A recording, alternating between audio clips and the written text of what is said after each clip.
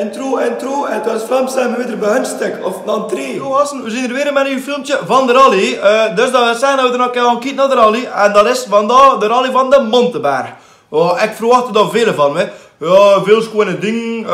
Een beetje slijden, een beetje doen, een beetje rap rijden. Misschien hier en daar een accident. Ik ga proberen voor zoveel mogelijk schone dingen te filmen. Hallo, we hebben er niet te lang van klaar. Nee, tot heb de KP.